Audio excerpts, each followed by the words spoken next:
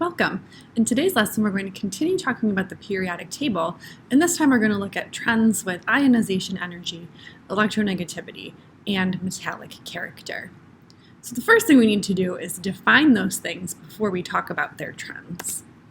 So ionization energy is something that's very important, and it measures how much energy is required to remove an electron from the outer valence principal energy level. Right, so if I have something like hydrogen has one electron, if I want to take that electron away, how much energy is that going to be?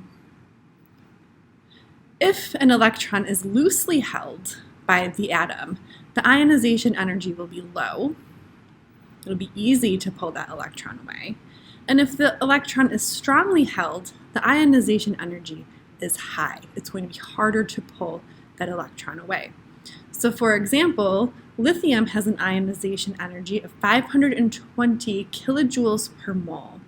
Kilojoules is an energy measurement, and moles we'll talk about a little bit later. It's just an amount of a compound.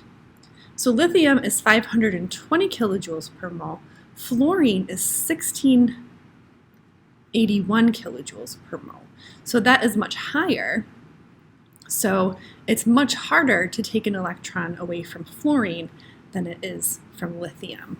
If we look at ionization energy across a period or a row, the trend is that the energy increases across the period. And again, this has to do with Coulombic attraction, where the nuclear charge increases as we go across the period. We're adding more protons, which gives us more positive charge, which is going to have a greater attraction for the electrons. So it's going to be harder to pull the electrons away. So again, it's progressively more energy is required to take an electron away because of the positive and minus attraction between the nucleus and the electron. So if we take a look at elements in period 3, the row starting with sodium, we can see a general trend of increasing our ionization energy as we increase our number of protons. If we go down a group, the ionization energy tends to decrease. And again, this is because our electrons are farther away from the nucleus in that outer shell, so that attraction is going to be weaker. So we don't need quite as much energy to remove that electron. And we can see this if we look down group 16, starting with oxygen, we see an overall decrease in our ionization energy. Another characteristic of atoms that we can look at trends is something called electronegativity. And this is different than ionization energy, but it comes with a lot of the same ideas. So electronegativity, or sometimes we'll call this EN, measures an atom's ability to attract electrons to itself. So if we have our hydrogen nucleus, here we're thinking about the electron being attracted towards the nucleus and not being pulled away like we have in ionization energy. We measure electronegativity on an arbitrary scale with values from 0 to 4, where 4 is the most electronegative value that we can have, and fluorine has the most electronegativity. So fluorine is the best at pulling electrons towards its nucleus. And it's way over here in the top corner of our periodic table. On the other hand, our least electronegative are going to be cesium and francium. And these guys are way down over here, completely on the other side of the periodic table. That means they are the worst at pulling electrons towards their nucleus. So if we look at trends in electronegativity across the period, in general, our electronegativity increases across the period. And again, this has to do with our nuclear charge. As we get more and more protons, we're going to have a greater force pulling those electrons in towards the nucleus due to that Coulombic positive-negative attraction. Right, our increased positive charge in the nucleus pulls on negative electrons. And we can see this again in period 3, our row starting with sodium. Our electronegativity values increase as we move across that row.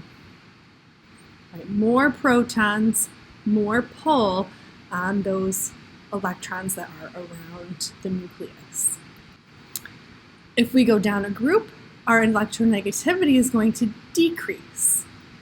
And again, as we move down the periodic table, our electrons are going to be more numerous and we'll have more shells.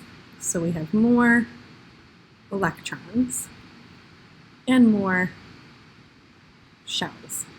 So those outer shells, as we get more and more shells, it's going to be harder for the nucleus to pull on them because of the distance issue. And we also have shielding from the inner electrons that will make it difficult for that nucleus to pull the electrons in as effectively. So if we look at group 16, as we go down the group from oxygen to sulfur to selenium, we get this decrease in electronegativity. We also can think about metallic character. So in a previous lesson, we talked about metals and nonmetals. And metallic character is going to describe the relative extent to which given elements exhibit the physical properties of metals. And if we remember what those are, the metals they're usually pretty shiny, they have luster, they are good conductors of heat and electricity, they are able to be formed and shaped, they're malleable. So those are some of the properties of metals. And as we move around the periodic table, our metallic character of our elements is going to change. So it decreases across the period, right? And as we move from left to right on the periodic table, we move from metals to nonmetals. So as we go across, we'll have a change in the metallic character. So we'll get more non-metallic as we move to the right.